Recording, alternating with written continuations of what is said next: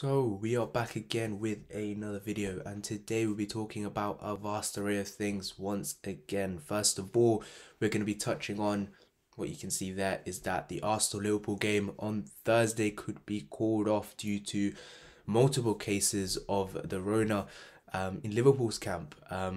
So there has been an official complaint by Liverpool to the governing bodies at EFL to try and postpone that game. Now, look, what happened when Leyton Orient had that same problem where they didn't have enough people to play and they cancelled it against Spurs.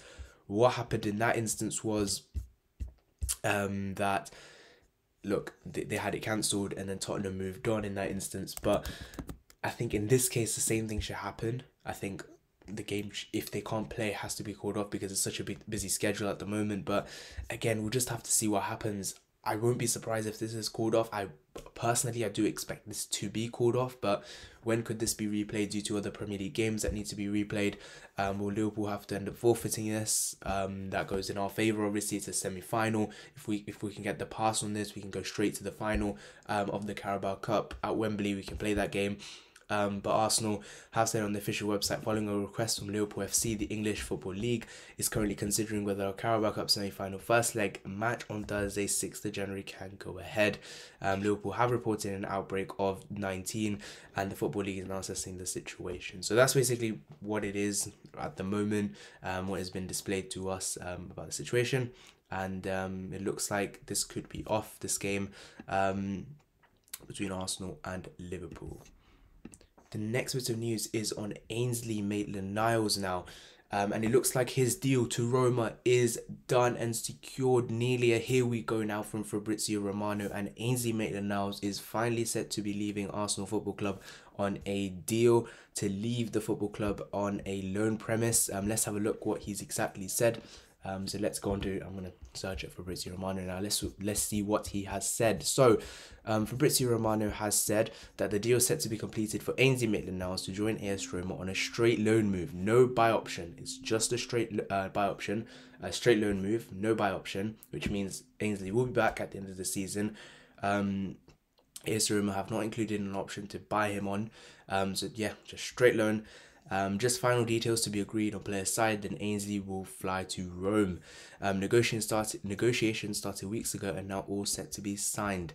More on the Ainsley Maitland-Niles deal. Arsenal received €500,000 loan fee plus €500,000 bonuses from AS Roma. No buy option, full salary to be paid by Roma, and paperwork to be signed tonight. Also, Fabrizio Romano has included that Balogun has also chances to leave Arsenal in January, with Middlesbrough asking him on loan. So these are big words from Fabrizio Romano talking about two potential departures in Haaland Academy products of Ainsley Maitland-Niles and Flo Balogun. So giving my thoughts on this whole Ainsley Maitland-Niles situation after we've just read through what Fabrizio Romano has had to say. Now, this whole Ainsley situation has stemmed right from the summer transfer window when we denied him a move to Everton on deadline day. Apparently, remember when he released that photo, I think it was on his Instagram or something, where he suggested that he wanted to just be somewhere where he was wanted. Apparently on deadline day then, Arteta and Edu had a sit down with him, talked everything out with him, and since then he's only made a few appearances and mainly off the bench, and they've also been 1 or 2 starts. I'm pretty sure he started that game against Watford, I believe. Other than that, he's hardly played, and whatever Arteta and Edu said to him in the summer transfer window to make him, looks like he's going to stay or try and convince him, it probably did not work, because at the end of the day, they haven't given him the chances that he probably requires for him to stay. And now it looks like that Ainsley's going to leave and he's going to be off to Roma to go and play for Jose Mourinho until the end of the season. And look, at the end of the day, it's good for Ainsley. He's at a point in his career where he's not young anymore. He needs to go out. He needs to play first team football. He can't just be on the peripheral of teams anymore. He needs to be the main man. He needs to start games. He needs to get minutes. And I think at Roma, it would be a good opportunity for him because, look, he wants to play midfield. That's set in stone. Looks like Roma need a midfielder at the moment. I don't know what their situation is. Maybe some guys you might know who are Roma fans, because this is a done deal now. Pretty much Fabrizio Romano has completed it. I would suggest something would come out in the next 1 or 2 days. Now, one thing I want to talk about in relation to this is, will we sign a midfielder? Now, Ainsley at the moment is considered one of our midfield options because he has been coming on a midfield position this season. Now, we have Xhaka, we have Lokonga, and that's it. That's literally it. We have no one else because Ainsley's going to Roma, Partey and Onini are on AFCON duty. So at the moment, we have no one else to fill those roles. And we need a midfielder pronto.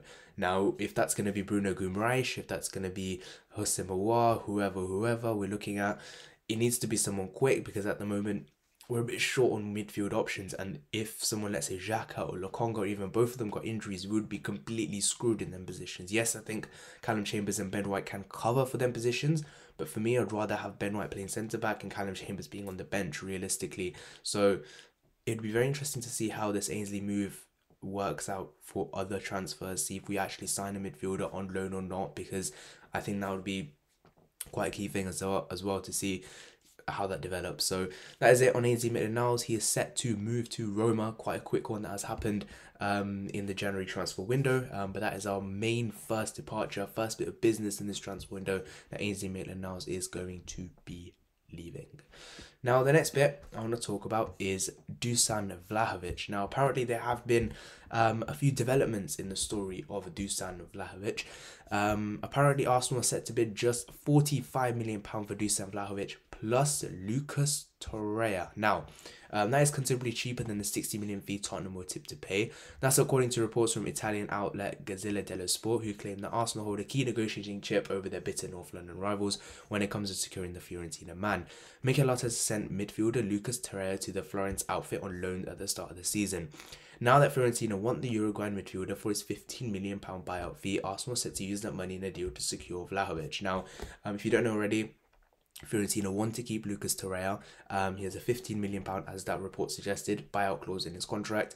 Now, Arsenal, what are they trying to do is, they're trying to say, look, Fiorentina, you want Torreira, we want Vlahovic. You've already got Torreira, so how about you keep Torreira, keep your 15 million, but we'll give you 45 and then you can keep Torreira there. I think that's what Arsenal are trying to do, and I think that's a very good idea from us. It's very smart in a way because, look, they want Torreira, keep him, we want Vlahovic, we'll give you a bit of money on top. That looks like a good idea. Fiorentina apparently resigned to losing Vlahovic as the Serbian who is trickier to convince.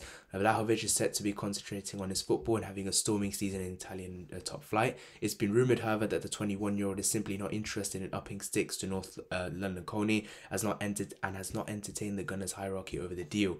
Manchester City, Newcastle, Bayern Munich and Juventus are all reportedly keen on securing the starlet, and all but one can offer regular Champions League football. Arsenal are actively chasing a striker in this transfer window, while Pierre-Emerick Aubameyang, still on the naughty step at the Emirates Stadium. Alexandre Lacazette has been offered a short-term deal according to rumours, but will leave the Premier League in the summer if he hasn't been given something a little more substantial. And Eddie Nketiah also has rejected contract offers as well. Now, the striker situation as well as the midfield situation is pretty precarious at the club, as we did talk about in the last video, so I don't want to talk about it too much again. But again, with this whole Vlahovic situation, all I want to say is we need to secure him because he is a top player. He has been doing very well in the Serie A, and I think he would complement everything we need at the moment in this Arsenal team. And I just hope we can secure the signing of Dusan Vlahovic. I think that would be brilliant. Maybe not this summer, but maybe not in January, but in the summer. Maybe we can say, look, we're in the top 4 at the moment. If you can come in, we'll be guaranteed top 4, and then you can have your Champions League football next season. That could be something that's in the mind of Vlahovic. Maybe that's something that Arteta and Edu can sit down with Vlahovic and say, look, this is what we can offer. You come in, give us more goals, we can get Champions League football, and then you're going to get your wishes next season. Maybe that's the thinking. But look, he's 21 years old. Even £45 million plus Torreira, which is around the 60 million valuation they want, is still a risky amount of money. But look, we can pay that. And if we can convince Vlahovic, it's a no-brainer. The next bit of news I want to talk about is Newcastle. And apparently they are planning some sort of raid on Arsenal. And they want 4 of our players. Newcastle United, reportedly according to this report, have their eyes on 4 current Arsenal stars they look to bolster their squad this season. The Magpies will finally get the chance to flex their financial muscles in the coming weeks following their takeover at the start of the season. Eddie Howe's side remain in the relegation zone, and hope is that new faces will bring a fresh spark. Some of those arrivals could come from Arsenal, who face the threat of losing several players in the coming months. Pierre-Emerick Aubameyang is the most high profile of them, having been cast aside after a disciplinary breach. He is the highest paid player, and now Mikel Arteta has not been looked to show with him. One of the several forwards who could be out on his way is Eddie Nketiah, who is also linked with Newcastle also. Mohamed El Neni is also a third option that Newcastle are considering, and centre-back Rob Holding is another option they are also considering. Now, I think with El Neni, his contract's also up at the end of the season. That's another midfielder whose contract's up at the end of the season. So that situation in midfield, we need to sort it out because at the moment it is not great. But look, Rob Holding, again, looking at our centre-back situation, I'd probably just keep him for now until at least the summer, because what would it be, a loan deal?